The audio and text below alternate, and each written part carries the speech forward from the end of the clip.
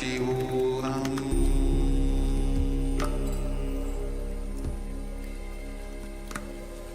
Om Nityananda Paramashivoham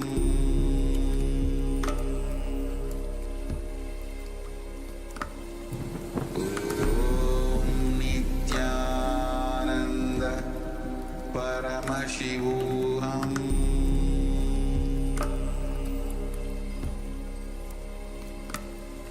Om Nityananda Paramashivoham Om Nityananda Paramashivoham Om Nityananda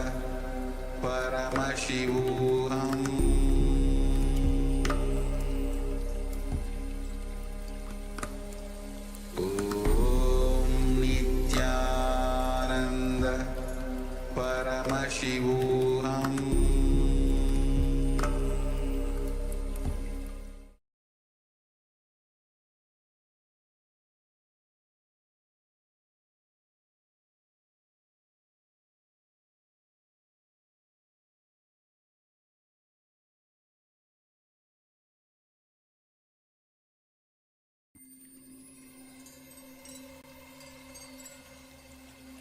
I welcome you all with my love and respect.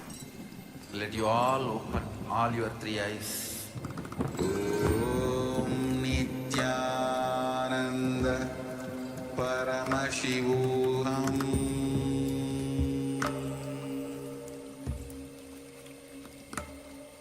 Om Nityananda Paramashivoham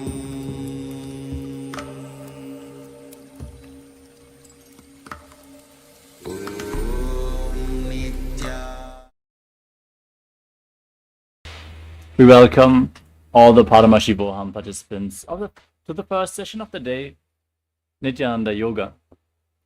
Let us all now settle down on our yoga mats. Prepare your Panchapatam and Udani, a cup with a spoon with some water for the ritualistic cleansing.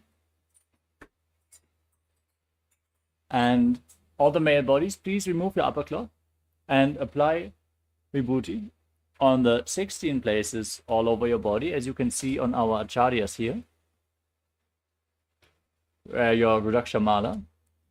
Apply any aushadas you have available, like kumkum, sandalwood powder with water and some turmeric, which you can apply on your temples. And if you have any other aushadas from the Supreme Pontiff of Hinduism, you can wear them now.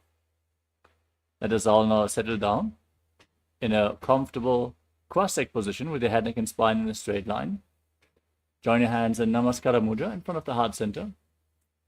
Close your eyes. Take a deep breath. Visualize Swamiji in your inner space as we chant the Sadguru Vandanam. Nityanandam Paramasukhadam Kevalam Jnanamurtim Dvandvatitam Gaganasadrisham Tattvamasyaadilaksham Ekam Nityam Vimalamachalam Sarvadhi Sakshibhutam Bhavatitam Trigunarahitam Sadgurum Tam Namami. Next, we will invoke Paramashiva's presence by chanting the Shiva Mula mantra, Om Ham Haum Shivaya Namaha, 11 times internally. Om Ham Haum Shivaya Namaha. Om Ham Haum Shivaya Namaha. Om Ham Haum Shivaya Namaha. Om Ham Haum Shivaya Namaha. Om Ham Haum Shivaya Namaha. Om Ham Haum Shivaya Namaha. Om Ham Haum Shivaya Namaha. Om Ham Haum Shivaya Namaha. Om Ham Haum Shivaya Namaha. Om Ham Haum Shivaya Namaha. Om Ham Haum Shivaya Namaha. Let us now perform the Tadvachamanam, the ritualistic cleansing. Take an udani, 1 spoon of water, and as you keep your right hand in the Gokarna Mudra, in the shape of a cow's ear, Pour the water into your right palm. Each time the word Swadha is chanted, sip the water from the bottom of your palm.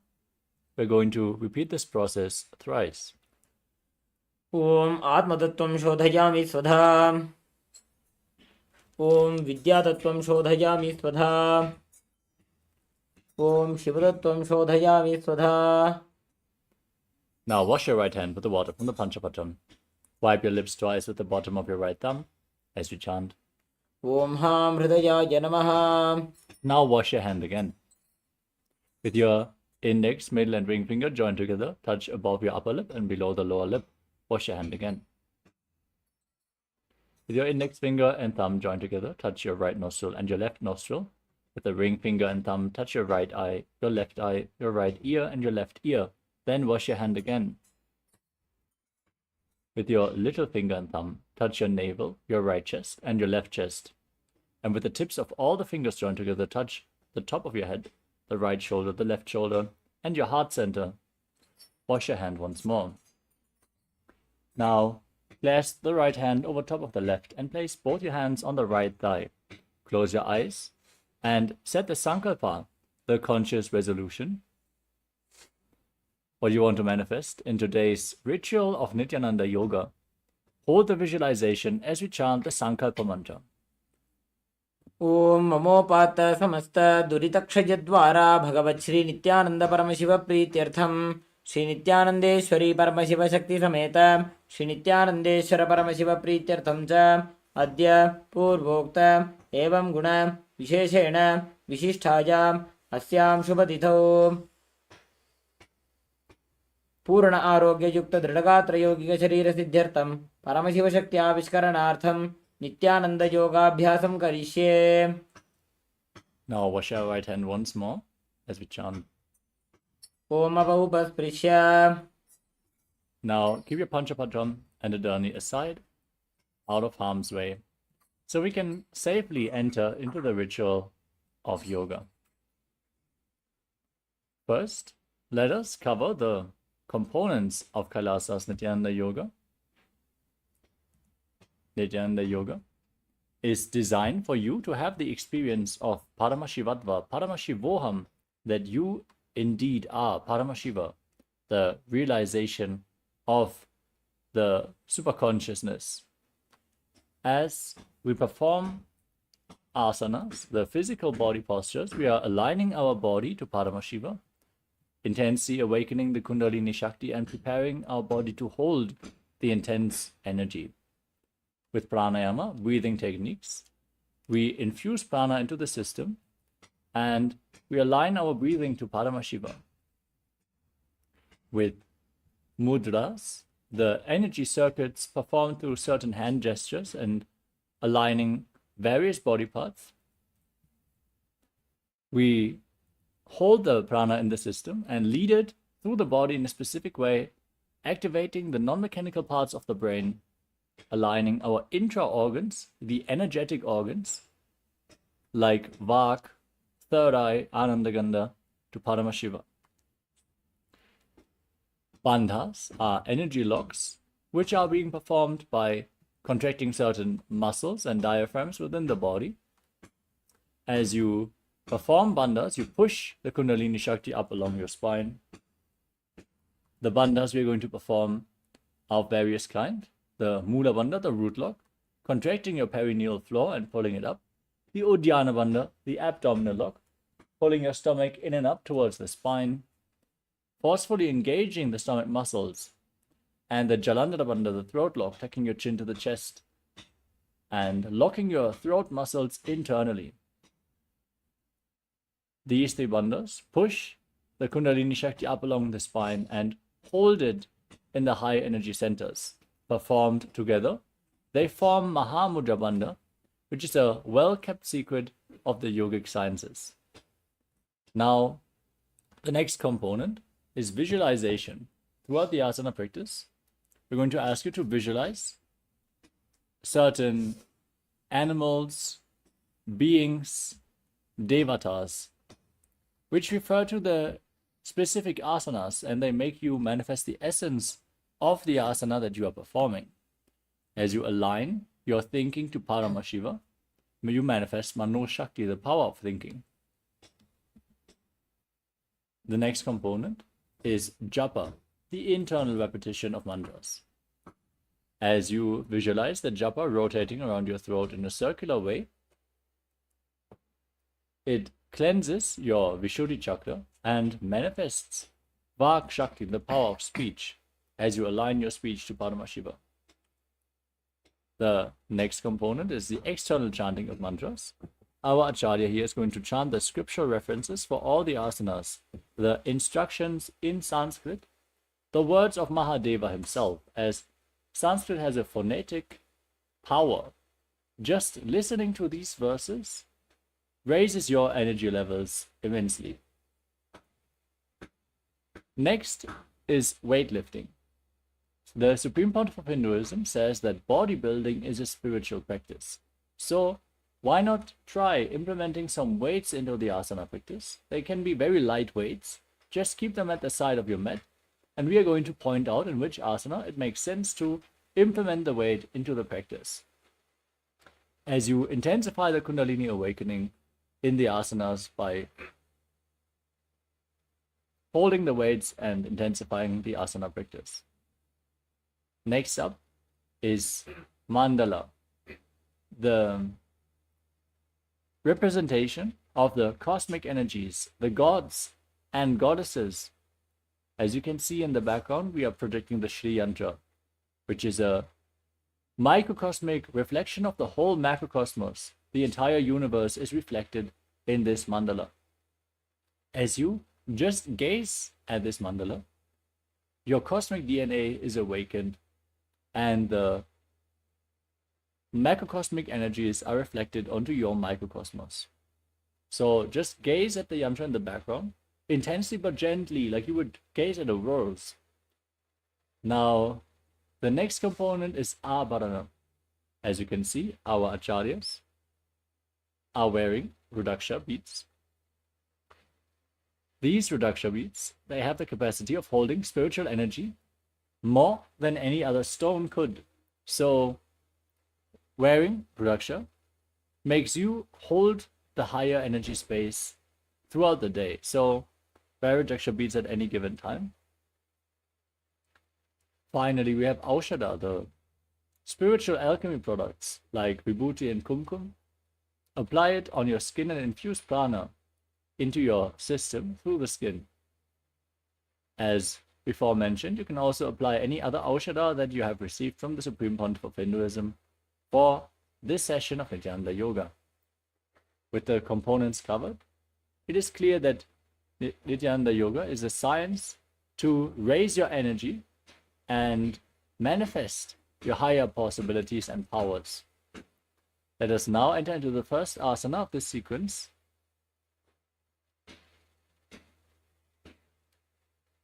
which is Sukhasana. Now sit in a comfortable cross-legged position with your head, neck and spine in a straight line. Keep your hands on top of the knees in Bindu Mudra and visualize Lord Shiva in your inner space as you breathe in Samana Kumbhaka. Inhale deeply into your stomach and hold your breath, visualizing the fire being kindled in your navel as you perform all three bandhas, Mahamudra Bandha, and internally chant the Japa Soham. तत्सुखासनमित्युक्तम् अशक्तस्तत्समाचरेत् आसनं विदितं येन जितं तेन जगत्त्रयम्. Next up is Parvatasana. Now join your hands in Anjali Mudra and raise them up above your head. As you keep your legs in Padmasana, your feet on top of opposite thighs, engage all three bandhas, Mahamudra Bandha, and visualize yourself as Mount Kailash. अथ वक्षे महादेव पर्वतासनमङ्गलं यत्कृत्वा स्थिररूपी स्यात् षट्चक्रादिविलोपनम्. Now bring the soles of the feet together and extend your legs out in front. As you interlock your fingers behind your back in Padusha Mudra and lean forward and down, place your forehead on the ground behind your heels. Gaze to your nose, engage all three bandhas, and visualize Swamiji in Halipavasana. पूर्वविधियाहु मे जानो उभय पगतले संपुटठानो पिष्टपछेदो वो करल्यावो दक्षिण कर स्ववाम गहावो. Next up is Nagi Pavasana. From the same position, now extend your arms out in front. and place your forehead on the ground behind the heels as you cup your hands and keep them on the ground in front of your feet. Gaze to your nose, engage all three wonders, and visualize yourself as a snake. पूरव विधि परियागाने नीचौ हौवी कहूनि फनास्यौ लगाई. Next up is Kokilasana. Now hold on to the big toes in Prana Mudra with index and middle fingers as you extend your legs forward and up, and then cross your legs into Padmasana. Lean forward and down onto your elbows, engage all three wonders, and visualize yourself as a bird. अथान्यदासनं वक्ष्ये येन सिद्धो भवे नरः. Next up is Nityasana. Now stack your knees and ankles, hold on to opposite elbows, and rotate your arms in a circular motion as you engage all three wonders. Gaze to your nose, visualize Swamiji in your inner space, and change the direction of the movement every once in a while. गोड़ा बामा पादकी आशमाहिली सोज दक्ष चरण को बार लौता परिकुल्फ समोज.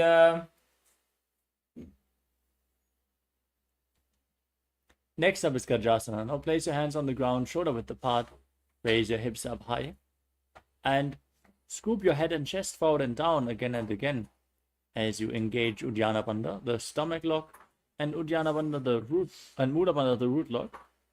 Visualize yourself as an elephant. न्युब्जं पादाग्रे भूमौ कृत्वा लम्बी भूया मस्तकाग्रे निधाय. From the same position, now press one heel into the ground and lift the other heel up, alternating on both sides again and again. Perform Uddiyana Bandha and Mula Bandha. Visualize yourself as a bear and continuously chant the japa Soham in Rikshasana. एकैकं पादमाकुञ्च गजासनं कुर्यात् ऋक्षासनं भवति. Now rise up, stand on the tips of the big toes if you can, and keep your hands in front of your chest in Hridaya Mudra with index, middle, and ring fingers joined together. Visualize Swamiji perform Uddiyana Bandha and Mula Bandha in Vaishyasana. केशेन पादयुगलं बद्ध्वा तिष्ठेत धूमुखः अथ वैश्यावक्षे यत्कृत्वा सत्यवान् भवेत्.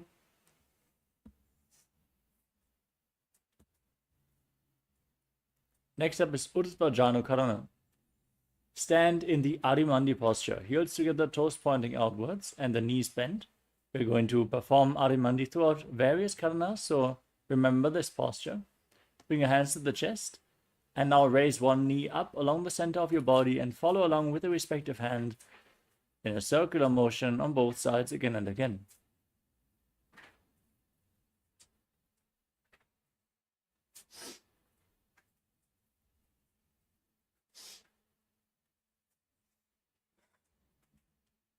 Next up is Balalingasana. Now, interlock your fingers from the outside in Sarvashankari Mudra. Pull one knee up towards your chest and circle it with your arms. As you visualize yourself holding a baby, engage all three bandhas, Mahamudra Bandha. एकं जानुरसि आलिङ्ग्य स्थातव्यं बाललिङ्गनं भवति.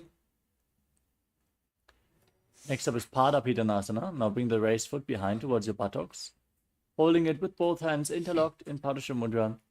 Engage all three bandhas and visualize Swamiji in your inner space. स्थित्वैकस्मिन् पादतले कराभ्यां वेष्टयेत् तनुं पृष्ठे संस्थाप्य यत्नेन पादपीडनमासनम्.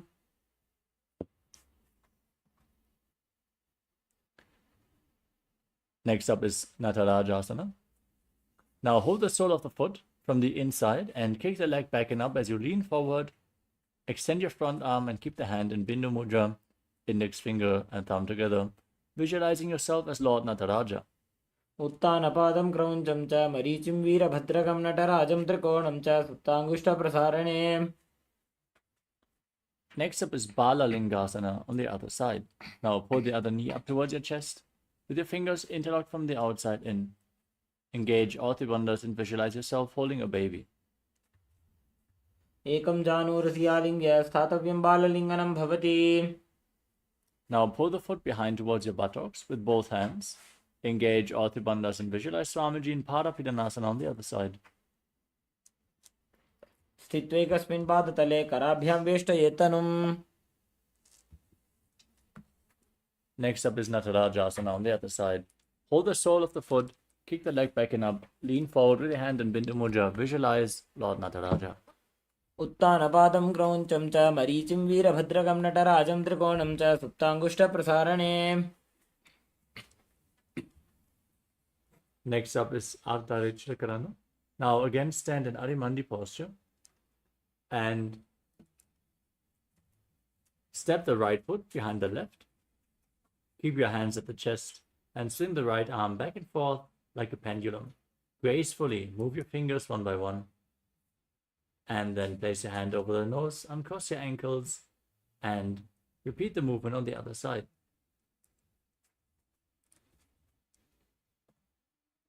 We move on to the skeleton dance. Now, visualize yourself as a skeleton as you shake your body intensely.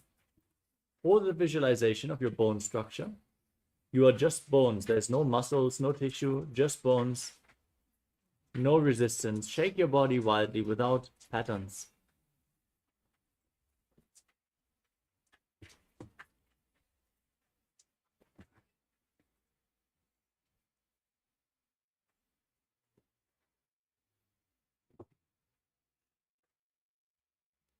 Next up is Katichinakarana. From Arimandi position, bring your hands above your head, cross them with the palms facing back, turn your body to one side, open up your arms above your head, cross them again at the center, repeat this movement again and again.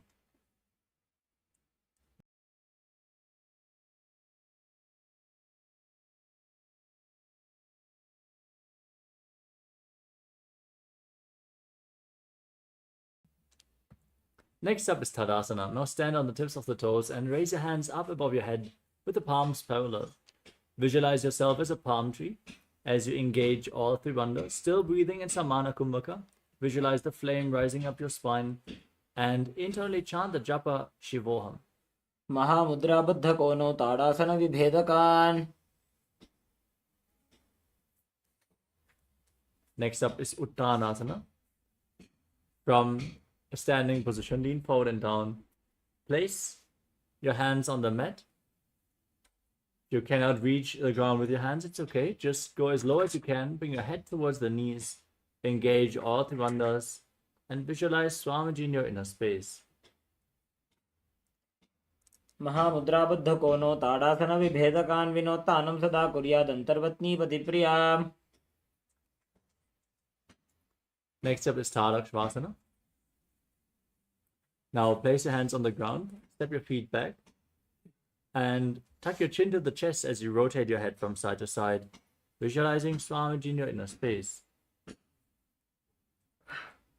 गजासनमस्थित्वा मस्तकं वारं वारं दक्षिणकुक्षिं सव्यकुक्षिं नयेत्.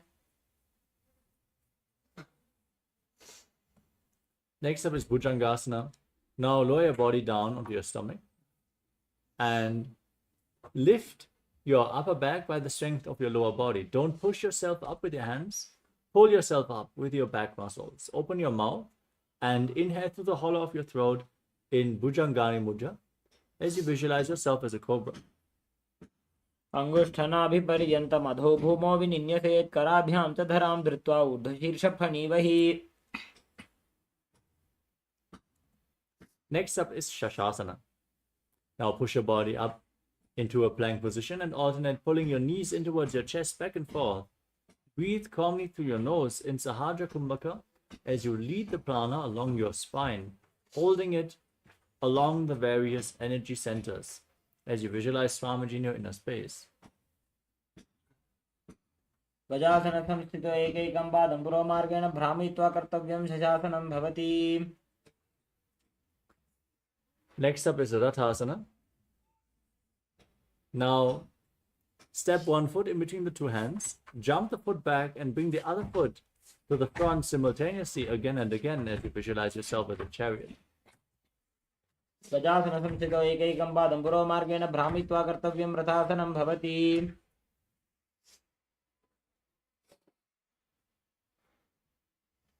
Next up is Viravatasana. Now, step one foot forward and one foot far back with the back toes facing sideways. Raise your arms up parallel above your head. As you bend your front knee at a 90-degree angle, push your hips forward, pull your stomach in and up in Uddiyana Bandha, gaze to your third eye and visualize yourself as Lord Veerabhadra. वासिष्ठमथ कौण्डिन्यम् ऊर्ध्वकुक्कुटमेव च अष्टावक्रमथोत्थानं मयूरं सेतुबन्धनम्.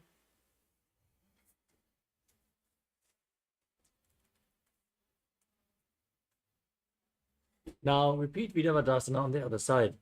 Raise your arms up above your head. Gaze to your third eye. Visualize yourself as Lord Virabhadra. वासिष्ठमथ कौण्डिन्यम् ऊर्ध्वकुक्कुटमेव च अष्टावक्रमथोत्थानं मयूरं सेतुबन्धनम्. The next asana is a Vrikshasana. From a standing position, place the right foot towards the inner left thigh. Join your hands in Anjali Mudra and raise them up above your head. Keep your elbows straight. Engage Uddiyana Bandha and visualize yourself as a tree. वामोरुमूलदेशे च याम्यं पादं निधायतु तिष्ठेत् वृक्षवद्भूमौ वृक्षासनमिदं विदुः.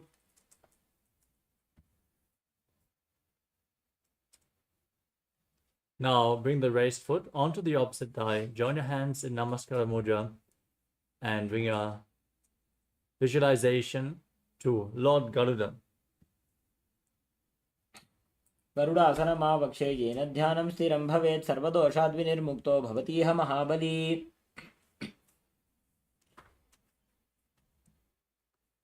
Now repeat the Vrikshasana on the other side. Lift the left foot towards the inner right thigh with the heel at the groin. Join your hands in Anjali Mudra. Raise them up. Pull your stomach in up and visualize yourself as a tree.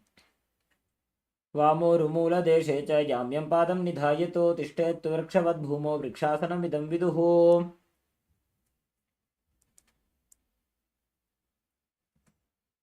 Next up is Garudasana on the other side. Bring the raised foot onto the opposite thigh, hands in Namaskara Mudra and visualize yourself as Lord Garuda. गरुडासनमावक्षे येन ध्यानं स्थिरं भवेत् सर्वदोषाद्विनिर्मुक्तो भवतीह महाबली. Next up is Trikonasana. Now step 1 foot forward and 1 foot back, back toes facing sideways. Extend your arms parallel to the ground and lean forward and down, placing the front hand at the foot. The other hand raised to the sky. As you gaze up along the raised arm, visualize yourself as a triangle. उत्तानपादं क्रौञ्चं च मरीचिं वीरभद्रकं नटराजं त्रिकोणं च सुप्ताङ्गुष्ठप्रसारणे.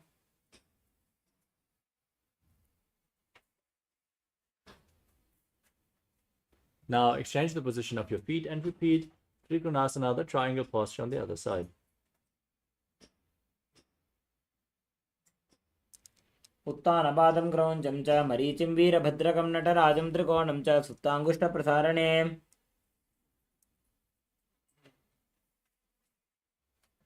Next up is Nikuttaka Karana. Now stand in Adimandi and raise one heel off the ground. Bring your hands in front of your chest with the palms facing each other as you stomp the raised heel down to the ground and exchange the position of your hands again and again.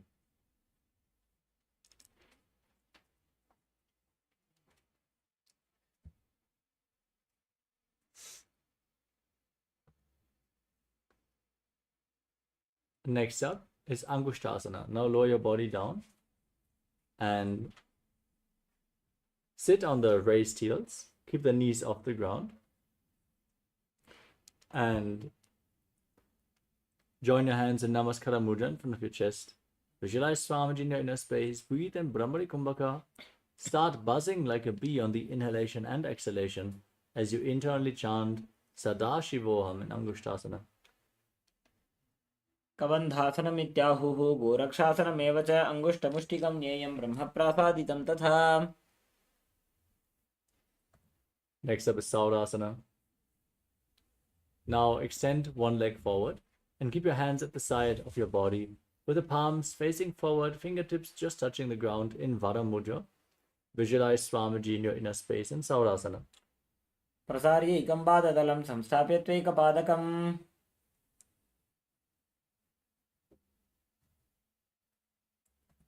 Next up is Vidunanasana.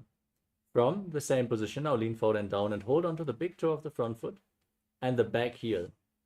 As you balance in this position, visualize Swamiji in your inner space. गुल्भस्थितो पादमेकं प्रसार्य तत्पादाग्रं संस्पृश्य तत्करेण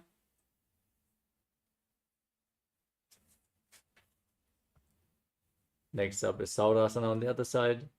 Now extend the opposite leg forward, hands at the side, palms facing forward, visualize Swamiji in your inner space. प्रसार्य एकं पादतलं संस्थाप्य एकपादकम्. Next up is Vidunanasana. Now lean forward and down, hold on to the big toe of the front foot and the back heel as you visualize Swamiji in your inner space. गुल्भस्थितो पादमेकं प्रसार्य तत्पादाग्रं संस्पृश्य तत्करेण.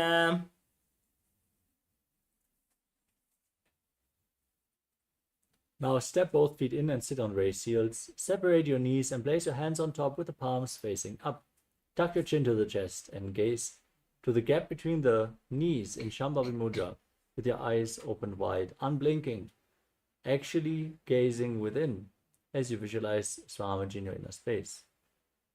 दो वो फणा पानी होए वैसे एड़ी दो गुदानी वैसे कोरबक दलियां की माहिली आय समाहेरा शेमिली. Next up is Kapilasana. Now drop your knees to the ground. Keep sitting on raised heels with the toes tucked. Place your hands on the knees. Pull your stomach in and up as you gaze to your nose and visualize yourself as Sage Kapila Muni, the founder of the Mahanirvani Pita. उभय पगथली सिमट हरावे तिनको माहिली core मिलावे. Next up is Bhadragodakasana. Now maintain the same posture but shift your gaze up towards your third eye. Shift your visualization to Swamiji and the Bandha to the Mula Bandha. दो वो पगथली संपुट करे कोरवारली भूपरि धरे. Next up is Suryasana. Now rise up, lift your knees off the ground and bring the soles of the feet together. Join your hands in Padma Mudra, the Lotus Mudra, and raise them up above your head. Gaze through the gap between the palms as you visualize Lord Surya in your inner space. एड़ी दो गुदा तरियाणे फना पानी बैठक पुनिठाने.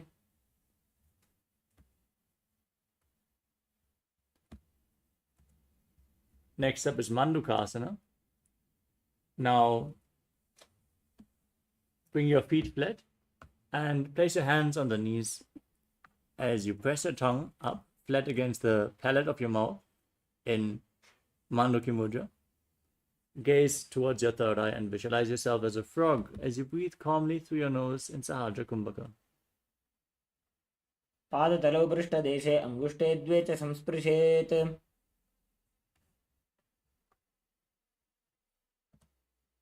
Next up is Uttana Mandukasana. Now bring your hands behind your back, holding onto opposite shoulders. Keep your elbows close to your head as you gaze to your third eye. Press your tongue up. Visualize yourself as a frog and perform the Uddiyana Bandha in Uttana Mandukasana. मंडूकासन मध्यस्थं कूर्पराभ्यां धृतं शिरः.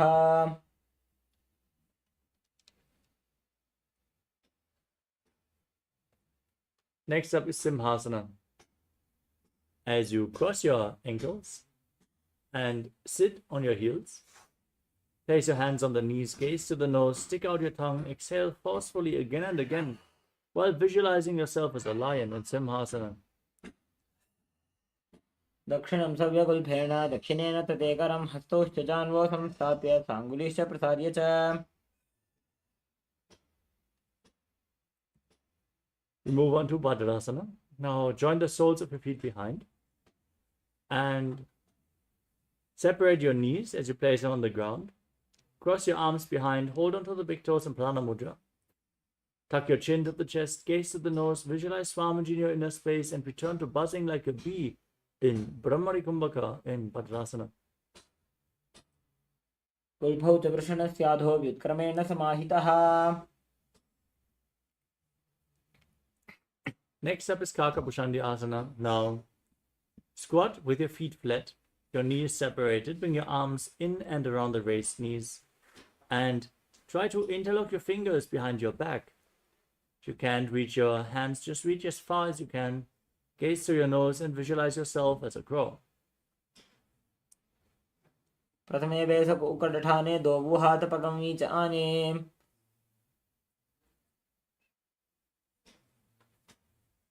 Now place your hands flat on the ground and bring your knees onto your arms towards your armpits. As you lift your legs off the ground and balance on your arms, visualizing Swamiji in your inner space in Kanipavasana. आसन को गुण आशीदुष्टा होई.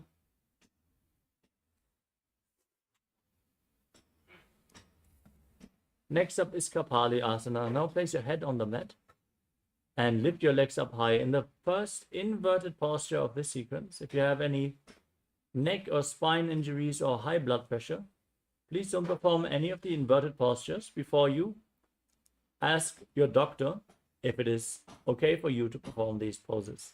Gaze to the nose and visualize Swamiji in your inner space in Kapali Asana.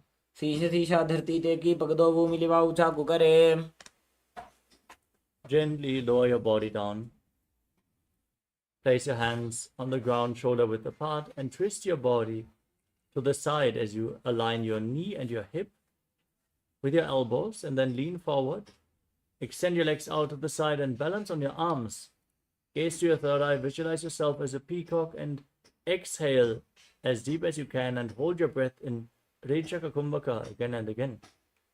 मयूरम दंडवत कुर्यान मायूरम दंड नामकम. Now twist your body to the opposite direction. Repeat Parshvamayurasana on the other side. मयूरम दंडवत कुर्यान मायूरम दंड नामकम. Next asana is Bhairaganatha. Now place your hands flat on the ground, shoulder width apart.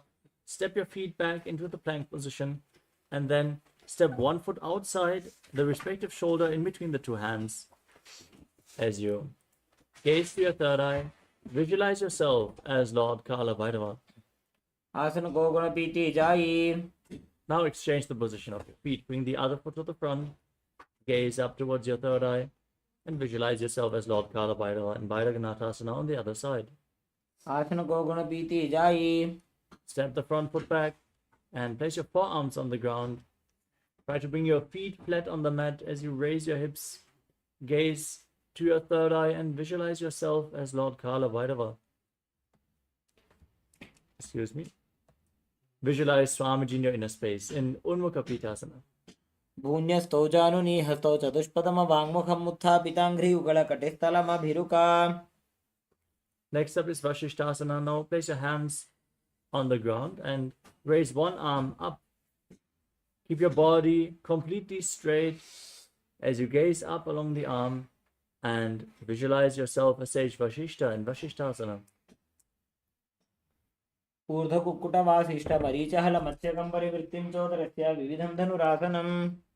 Now rotate to the other direction. Lift the other arm up. Repeat Vashishthasana on the other side. ऊर्ध्वकुक्कुटवासिष्ठ मरीचहल मत्स्यकम्परिवृत्तिं चोदरस्य विविधं धनुरासनम्. Now step your feet to the front and place your hands underneath your buttocks with the palms facing up. Gaze towards your navel and visualize yourself as Lord Hanuman. Keep breathing in Rechaka Kumbhaka. Tuck your chin to the chest and internally chant Mahasadashivoham in Anjani Asana. दो करके उभय हथेली कोरबारली मैले भेली.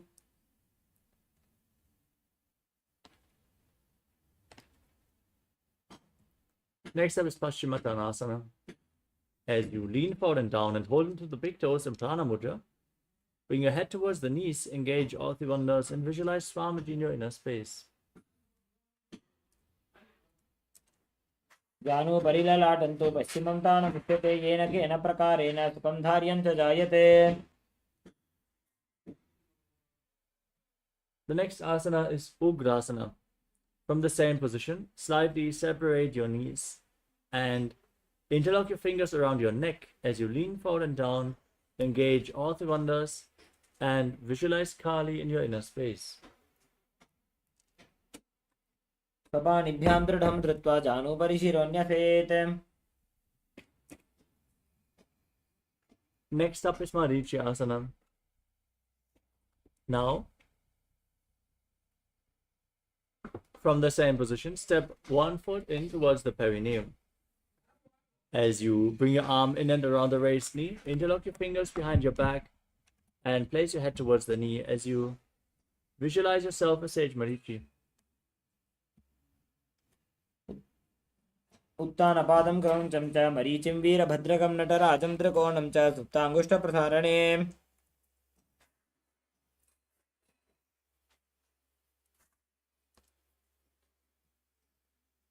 The next asana is Mahamudasana. Now drop the waist into the ground. Keep the heel against the perineum. Lean forward and down, holding onto the front foot with both hands as you gaze to your nose. Perform Mahamudra Bandha and visualize Swamiji in Mahamudrasana.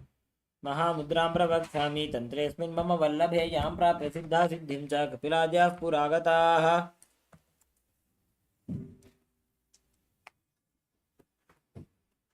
Now repeat Marichi Asana on the other side. Bring the other heel towards the perineum, raise the knee, and interlock your fingers behind your back as you visualize yourself as Sage Marichi. उत्तानपादं क्रौञ्चं च मरीचिं वीरभद्रकं नटराजं त्रिकोणं च सुप्ताङ्गुष्ठप्रसारणे.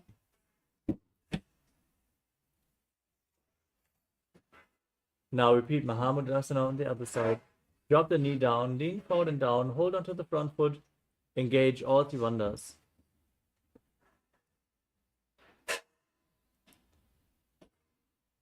महामुद्रां प्रवक्ष्यामि तन्त्रेऽस्मिन् मम वल्लभे.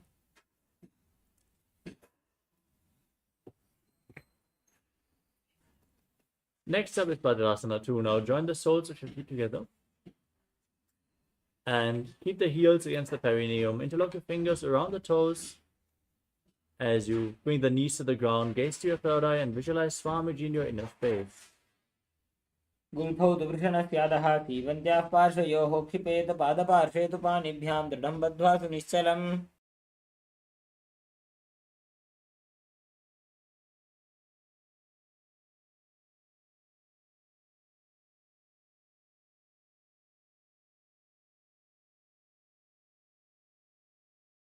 Next up is Gvalipavasana. Now extend your feet away from the body. Place your hands on the respective knees, gaze to your nose, tuck your chin to the chest, and visualize Swamiji in your inner space. पूर्व चरपुट चौक सोजी वाही विधि जो कीजे sooji.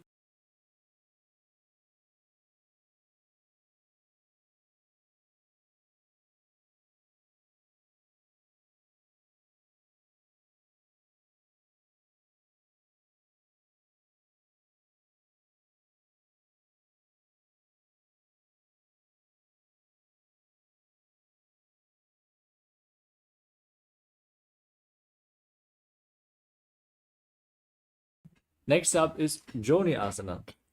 Now bring your feet back in towards the perineum and hold onto the soles of the feet as you lean forward and down. Place your chin to the toes, gaze to the nose, and visualize the Yoni Mandala, the visual representation of Devi Paramashiva Shakti herself. दोवु पगदली संपुट करे AD made के ढिंग धरे. Now again extend your feet away from the body. Bring the heels together and separate your toes. As you extend your arms out to the side, lean forward and down. Place your forehead on the ground behind your heels. Gaze to your nose and visualize Swamiji in your inner space. पूर्व विधि परिपक्तली संपुट शोल एडी मिली राशे. Now bring your feet back in towards your body. Bring your hands below the shins as you keep the toes together. Bring your palms facing up and place your face on the ground in front of your feet. Toes towards your throat as you gaze to your nose and visualize Lord Surya in your inner space in Siddha Samadhi Asana. दोवु पगदली संपुट करे सोले मेढ़ आगा में धरे. Next up is Chinaki Pavasana. Now separate the toes, hold on to the soles of the feet and bring them facing up as you place your elbows on the thighs, gaze to your nose and visualize Swamiji in your inner space. दो पका की एड़ी धरती मगिवा मेढ़ लगावे. Next up is Chadapata Chokasana. Now, bring the soles of the feet together and place your hands on top of the knees. Gently push them down towards the ground as you gaze to your third eye. Pull your stomach in and up and visualize Swamiji in your face in Chadapata Chokasana. दो पकतली संपुट धारे आगा ने कर जारे पसारे. The next asana is Bhairavasana. Now, with the soles of the feet together, rotate your feet so the heels are coming up and the toes are going down to the ground. Keep your knees on the mat. Place your hands on the knees in Bindu Mudra and gaze to your third eye as you pull your stomach in and up and visualize yourself as Lord Kala Bhairava in Bhairavasana. गुल्फौ संपीड्य चान्योन्यं व्युत्क्रमेणोत्थितं शनैः. Next up is Samanasana. Now, bring one heel against the perineum and lift the other foot up with both hands against your chest. Gaze to your third eye and visualize Swamiji in your inner space. समानासनमावक्षे सिद्धमन्त्रादिसाधनात्. Next up is Apanasana. Now, lift the raised foot over top of the respective shoulder and extend the opposite leg forward. As you keep your hands at the side, gaze to your third eye and visualize Swamiji in your inner space. केवलं पादमेकं च स्कन्धे चारोपि यत्नतः. Now repeat Samanasana on the other side. Press your perineum with the other heel, lift the other foot against your chest, gaze to your third eye, visualize Swamiji. समानासनमावक्षे सिद्धमन्त्रादिसाधनात्.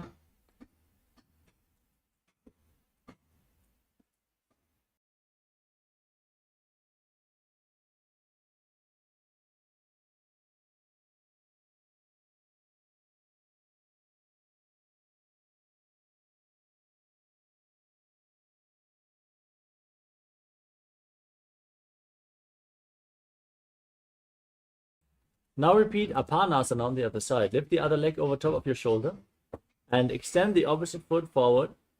As you gaze to your third eye, visualize Swamiji in your inner space. केवलं पादमेकं च स्कन्धे चारोपि यत्नतः. Next up is Gomukhasana.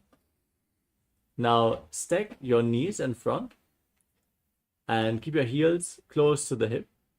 Interlock your fingers on top of the knees.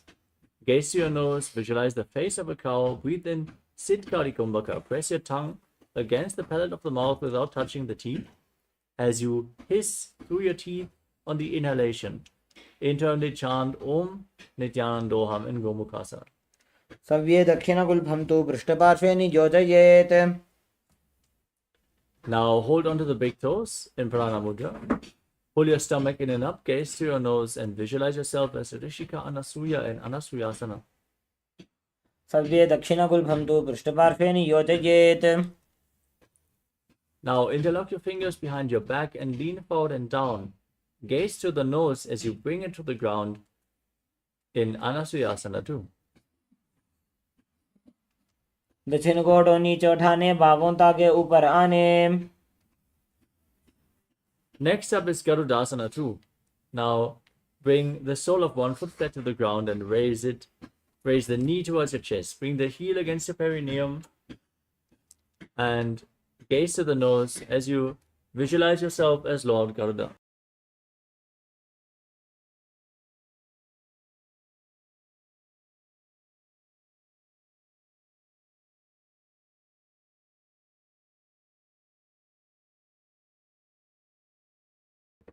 The next asana is Naradasana. Now raise your perineum onto the heel and interlock your fingers around your neck as you twist your body outside the raised knee. Gaze to your third eye and visualize yourself as Sage Narada. पिष्ठिज वाम पक्तली केरी भूपरिता ही लगावे फेरी. Next up is Matsya Pitakasana.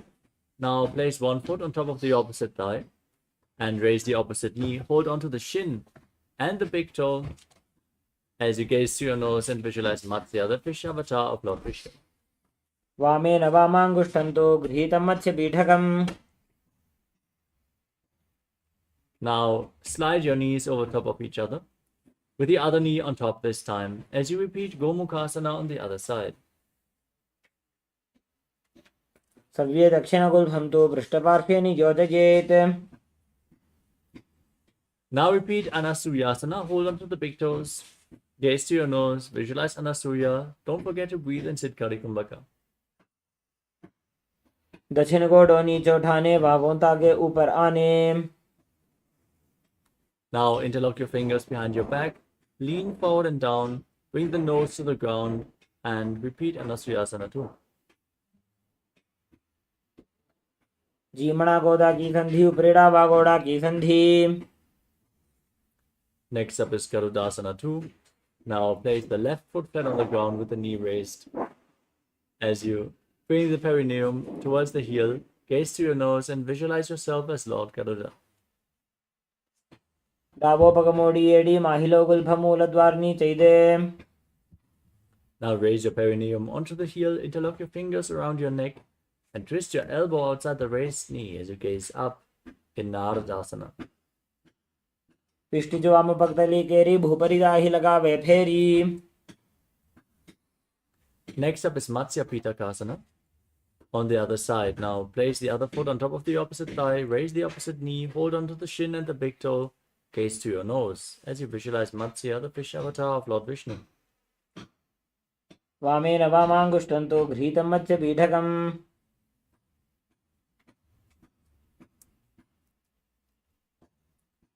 The next asana is Matsyendrasana.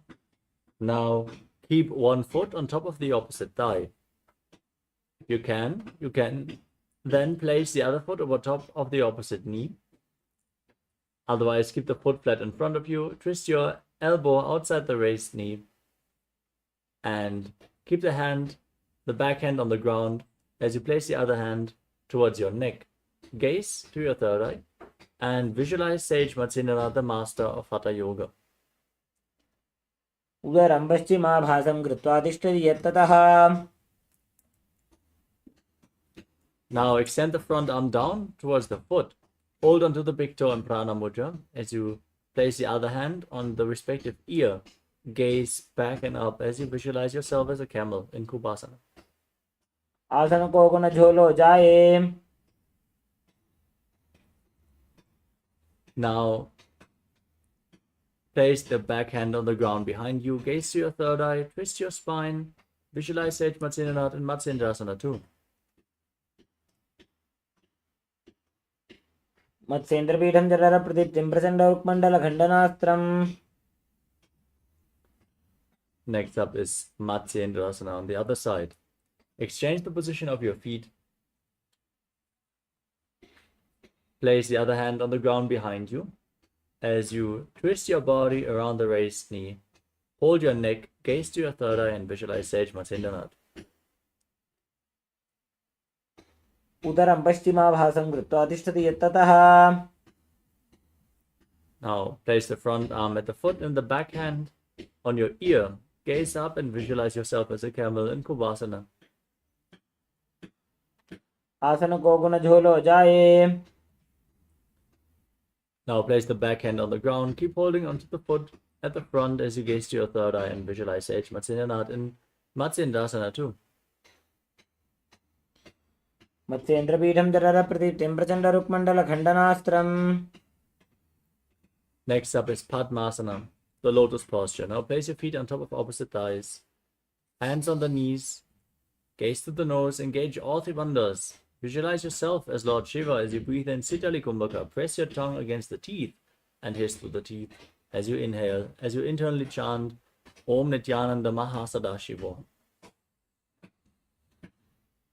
आसनं द्विविधं प्रोक्तं पद्मं वज्रासनं तथा.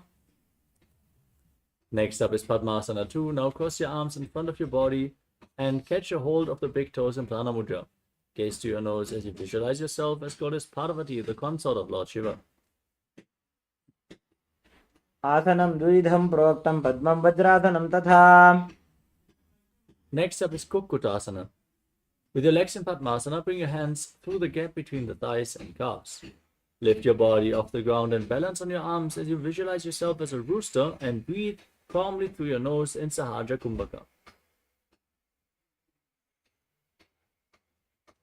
पद्मासनं सुसंस्थाप्य नान्भोरोरन्तरे करो.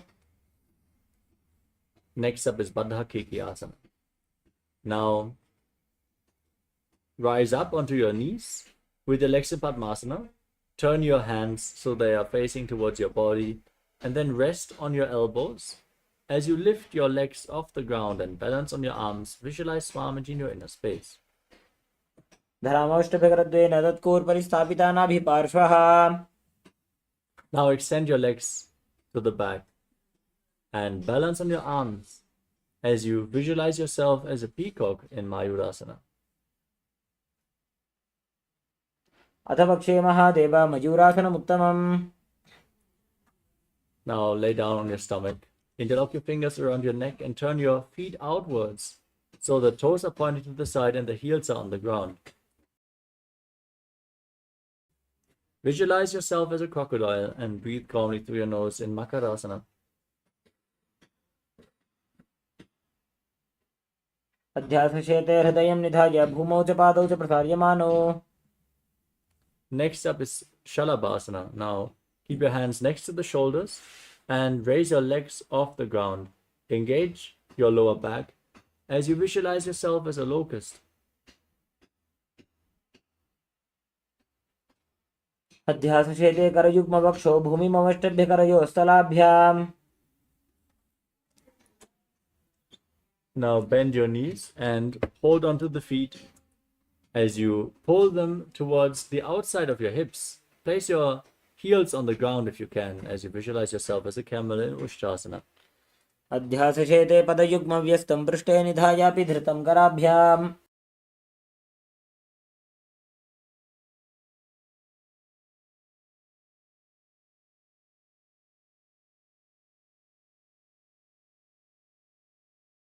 The next asana is Dhanurasana. As you hold onto the feet, kick your legs back and up, and raise your head and chest. Gaze to your third eye and visualize yourself as Pinaka, Lord Shiva's bow, in Dhanurasana.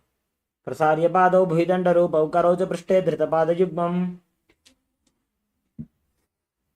Now, come to a kneeling posture with your heels outside the hips, the toes touching behind your back, hands on your knees. Gaze up towards your third eye and visualize Swamiji in Bhagasana as you internally chant Om Nithyananda Paramashivoham. उल्टा मोड़ी पादौ वैसे बहुरो जुगति करे एक ऐसे. The next asana is Gohi Asana. Get ready, we are going to enter another inverted posture. Set yourself up in front of a wall if needed. Now, place your forearms on the ground, elbows shoulder width apart, interlock your fingers, and now place your head on the mat, supported with your hands as you raise your hips, walk your feet forward, and then lift your legs up. Pull your knees in towards your chest. Try to touch your chin with the knees. Squeeze your body into a ball as you gaze to the nose and visualize Swamiji in your inner space. दो वो हाथ की कहुनी जोई पुनः कलाई जाने दोई. Now extend your legs up straight into Shirshasana. Gaze to your nose and visualize Swamiji in your inner space as you breathe calmly through your nose. विपरीतं मण्डलं च द्विधैव विदितं हिनः. Gently lower your body down.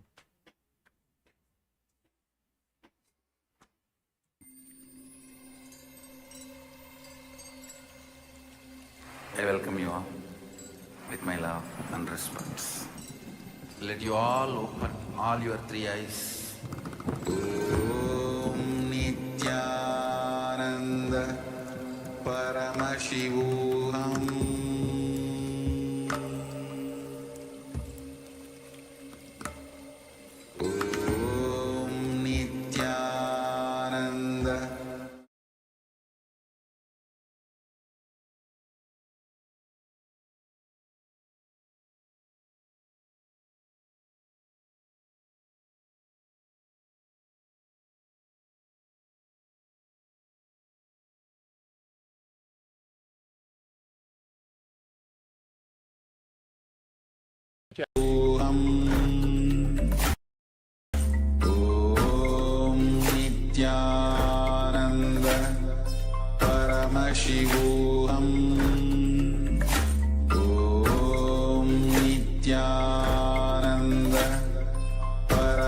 Paramashivoham Om Nityananda Paramashivoham Om Nityananda Paramashivoham Om Nityananda Paramashivoham Om Nityananda Paramashivoham Om Nityananda Paramashivoham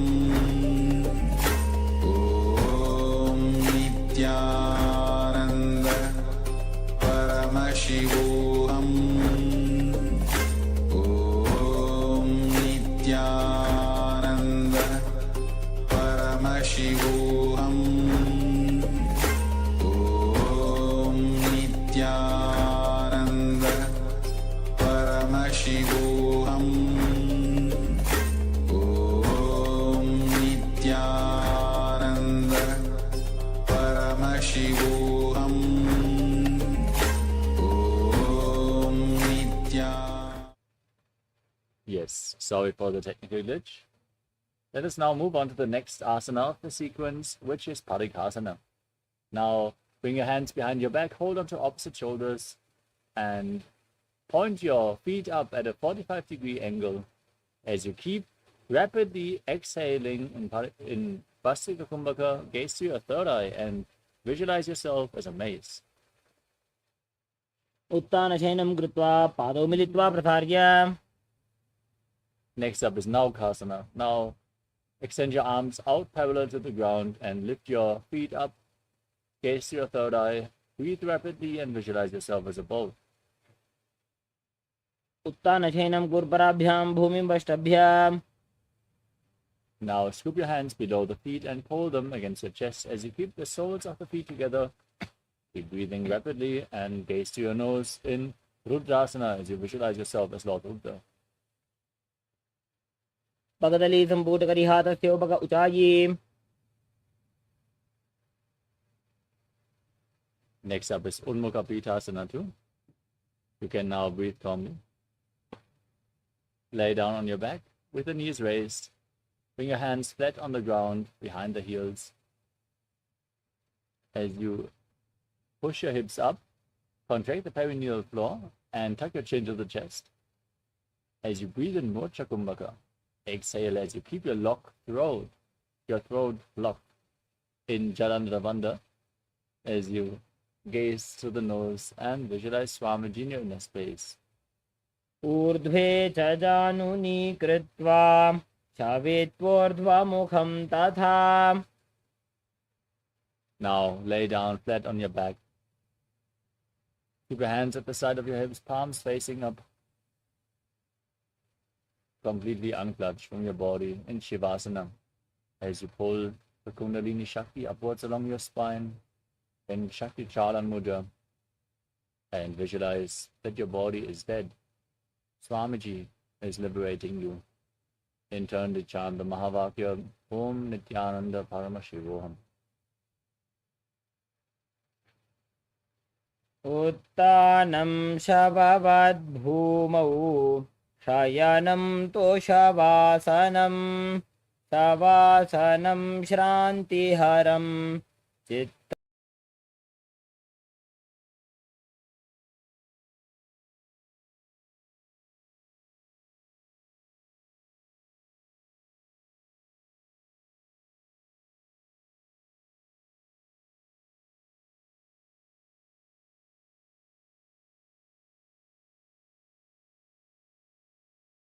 विश्व Om Nityananda Paramashivoham Om Nityananda Paramashivoham Om Nityananda Paramashivoham